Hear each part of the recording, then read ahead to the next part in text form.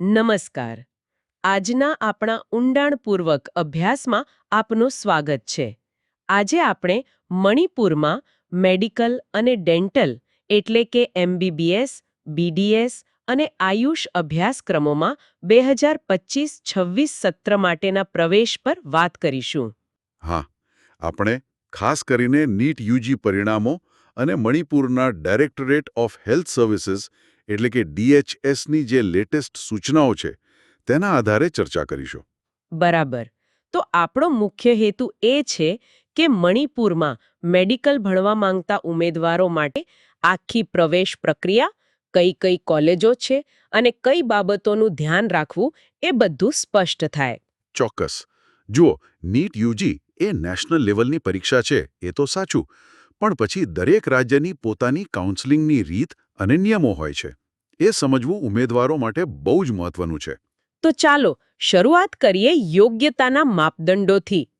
મુખ્ય પરીક્ષા તો નીટ યુજી 2025 જ છે, બરાબર ને? હા, એકદમ. અને ઉંમરની વાત કરીએ તો 31 ડિસેમ્બર 2025 સુધીમાં 17 વર્ષ પૂરા થવા જોઈએ. સારી વાત એ છે કે કોઈ ઉપલી વય મર્યાદા નથી. અને ભણતર 10+2માં કયા વિષયો? એમાં ફિઝિક્સ, કેમિસ્ટ્રી, બાયોલોજી અથવા બાયોટેકનોલોજી અને સાથે અંગ્રેજી હોવું ફરજિયાત છે. માર્ક્સનું પણ કંઈક છે ને? હા, જનરલ કે EWS કેટેગરી માટે ઓછામાં ઓછા 50% માર્ક્સ અને SC, ST, OBC, NCL કે PWD ઉમેદવારો માટે 40% માર્ક્સ જરૂરી છે. અચ્છા, એનઆરઆઈ અને ઓસીઆઈ ઉમેદવારોનું શું? એ લોકો પણ અરજી કરી શકે છે, જે તે નિયમોને આધીન. અને OCI કાર્ડ ધારકોને તો સુપ્રીમ કોર્ટના આદેશ મુજબ ભારતીય નાગરિકો જેવા જ ગણવામાં આવે છે. પણ એક મહત્વની વાત, રાજ્ય કોટા માટે તો મણિપુરનું ડોમિસાઇલ એટલે કે રહેઠાણનું પ્રમાણપત્ર જોઈએ, ખરું? બિલકુલ. રાજ્યની જે 85% બેઠકો છે એના માટે મણિપુરનું ડોમિસાઇલ ફરજિયાત છે.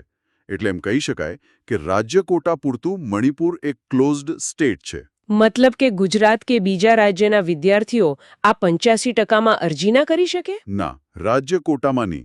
પણ હા, જે ખાનગી કોલેજ છે, જેમ કે Shija academy of health science, SAHS, ત્યાં મેનેજમેન્ટ કોટા કે NRI કોટાની બેઠકો હોય તો એમાં બહારના વિદ્યાર્થીઓ પણ અરજી કરી શકે છે. અને બાકીની 15% બેઠકો?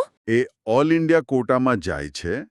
એનું કાઉન્સેલિંગ કેન્દ્ર સરકારની મેડિકલ કાઉન્સેલિંગ કમિટી એટલે કે MCC દ્વારા થાય છે. તો મણિપુરમાં રાજ્ય કક્ષાનું કાઉન્સેલિંગ કોણ કરે છે અને મુખ્ય મેડિકલ કોલેજો કઈ કઈ છે? રાજ્યની 85% બેઠકો માટે કાઉન્સેલિંગનું કામ directorate of health services DHS Manipur સંભાળે છે. એમની વેબસાઇટ છે manipurhealthdirectorate.mn.gov.in. બધી જ માહિતી ત્યાંથી મળે. અને કોલેજો? મુખ્યત્વે 4 છે. એક તો છે regional institute of medical science એટલે કે RIMS ઇમ્ફાલ. એ બહુ જૂની 1972માં સ્થપાયેલી છે અને લગભગ 125 MBBS બેઠકો છે. ત્યાં MD MS પણ થાય છે. બીજી છે Jawaharlal Nehru institute of medical science JNIMS. એ પણ ઇમ્ફાલમાં. એ 2010માં શરૂ થઈ અને લગભગ 150 બેઠકો ધરાવે છે. ઓકે. પછી એક નવી સરકારી કોલેજ 2022માં શરૂ થઈ, ચૂરાચંદ્રપુર મેડિકલ કોલેજ, જેમાં 100 બેઠકો છે. અને એક ખાનગી college Shija academy of health science SAHS Imphal, જે 2021માં શરૂ થઈ. તેમાં 150 બેઠકો છે. અહીં મેનેજમેન્ટ અને NRI કોટા પણ છે.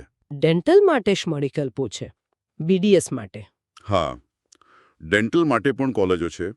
JN institute of dental science અને RAMS માં પણ ડેન્ટલ કોલેજ છે. કુલ મળીને લગભગ 50-60 જેટલી BDS બેઠકો હશે. આટલા બધા વિકલ્પો છે, તો પ્રવેશની પ્રક્રિયા કેવી રીતે થાય છે, સ્ટેપ બાય સ્ટેપ? પ્રક્રિયા મોટાભાગે ઓનલાઈન જ હોય છે.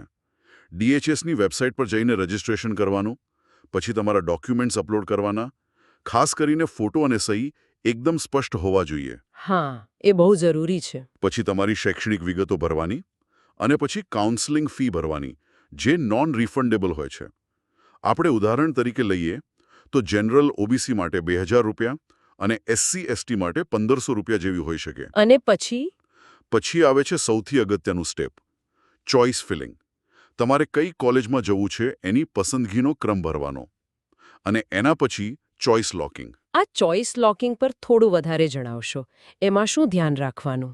જુઓ, ચોઇસ લોકિંગ એટલે તમે જે પસંદગીનો ક્રમ ભર્યો છે એને ફાઇનલ કરી દેવો. એકવાર તમે લોક કરી દો પછી એમાં કોઈ ફેરફાર ના થઈ શકે. એટલે ખૂબ જ સમજી વિચારીને પોતાની મેરિટ અને શક્યતા પ્રમાણે કોલેજોનો ક્રમ ગોઠવવો જોઈએ. અને ફોર્મ ભરતી વખતે પણ કાળજી રાખવી પડે ને, કારણ કે પછી સુધારાનો મોકો. સામાન્ય રીતે મળતો નથી. ફાઇનલ સબમિશન પછી કોઈ કરેક્શન વિન્ડો નથી હોતી. એટલે બધી વિગતો બરાબર ચકાસીને જ સબમિટ કરવી. પછી શું થાય? એ પછી DHS મેરિટ લિસ્ટ બહાર પાડે. સરકારી, મેનેજમેન્ટ, NRI કોટા માટે અલગ અલગ. અને મેરિટના આધારે સીટ અલોટમેન્ટ થાય. જે કોલેજ મળે ત્યાં નક્કી કરેલા સમયમાં રિપોર્ટ કરવાનું અને એડમિશનની પ્રક્રિયા પૂરી કરવાની. આ બધું સામાન્ય રીતે કયા સમયગાળા દરમિયાન થતું હોય છે? તારીખોનું કંઈક અનુમાન? સામાન્ય રીતે જુઓ તો આખી પ્રક્રિયા ઓગસ્ટ મહિનામાં ચાલતી હોય છે. રજિસ્ટ્રેશન અને ચોઇસ ફિલિંગ કદાચ 10 ઓગસ્ટ સુધી ચાલે, પછી 11 કે 12 ઓગસ્ટે મેરિટ લિસ્ટ આવે. અને સીટ એલોટમેન્ટ માની લો કે પહેલો રાઉન્ડ 14 ઓગસ્ટની આસપાસ જાહેર થાય. પછી કોલેજમાં રિપોર્ટ કરવા માટે 14 થી 24 ઓગસ્ટ જેવો સમય મળે. પણ આ બધી તારીખો તો ઉદાહરણ તરીકે છે. ચોક્કસ તારીખો તો DHS જાહેર કરે ત્યારે જ ખબર પડે. બરાબર છે. MBBS અને BDS સિવાય આપણે આયુષની પણ વાત કરી હતી.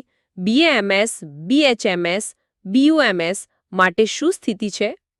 એમના માટે પણ પ્રવેશનો આધાર તો નીટ UG જ છે.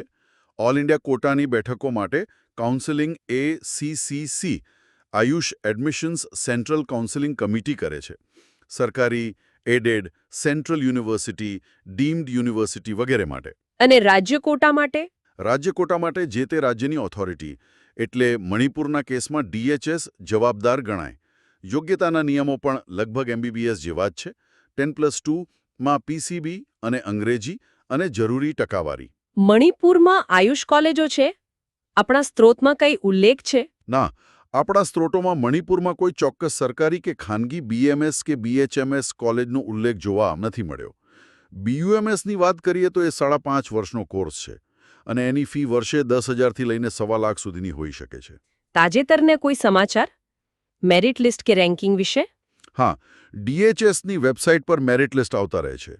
એક ઉદાહરણ જોઈએ તો 2025ના મેરિટ લિસ્ટમાં સરકારી કોટામાં જે ટોપર હતા એમનો ઓલ ઇન્ડિયા રેન્ક 7,864 અને સ્કોર 561 હતો. અચ્છા.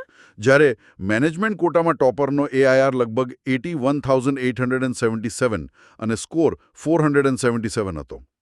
એકમાત્ર NRI ઉમેદવારનો રેન્ક ઘણો પાછળ હતો, લગભગ 10 લાખ ઉપર, અને સ્કોર 154 હતો. આના પરથી સ્પર્ધાનો ખ્યાલ આવે છે. હા, બરાબર. 2024માં પણ લગભગ 10,000થી વધુ વિદ્યાર્થીઓએ મણિપુરમાંથી નીટ આપી હતી ને? હા, લગભગ 10,333 વિદ્યાર્થીઓ હાજર રહ્યા હતા. ઘણા વિદ્યાર્થીઓ અને વાલીઓ જાણવા માંગતા હોય છે કે ત્યાં ભણવાનો ખર્ચ કેવો આવે, રહેવા જમવાની શું સગવડ હોય છે, વિદ્યાર્થી જીવન કેવું હોય છે. એ વિશે કંઈ માહિતી?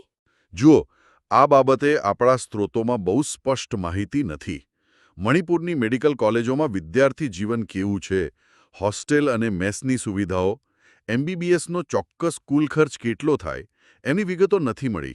અને પેલું સ્થળાંતરનું પૂછતા હોય છે કે મણિપુરથી ગુજરાત કે ગુજરાતથી મણિપુર વિદ્યાર્થીઓ શા માટે જાય છે ભણવા?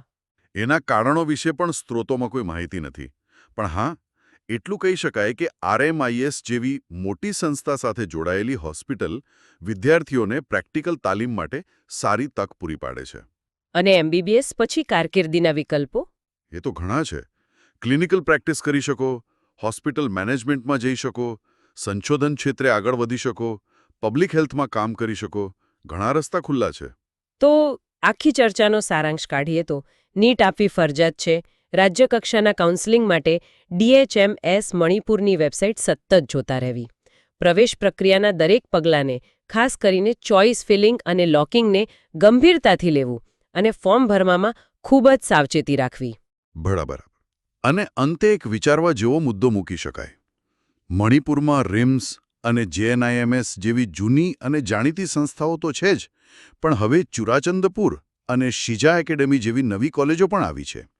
આનાથી લાંબા ગાળે મણિપુરમાં મેડિકલ શિક્ષણની ગુણવત્તા અને સામાન્ય લોકો માટે આરોગ્ય સેવાઓની ઉપલબ્ધતા પર કેવી અસર પડશે એ જોવું રસપ્રદ રહેશે.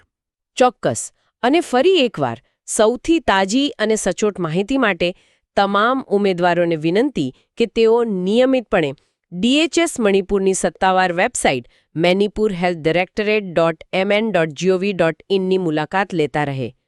અહીં આપણો આજનો ઊંડાણપૂર્વક અભ્યાસ પૂર્ણ કરીએ છીએ. આભાર. આભાર.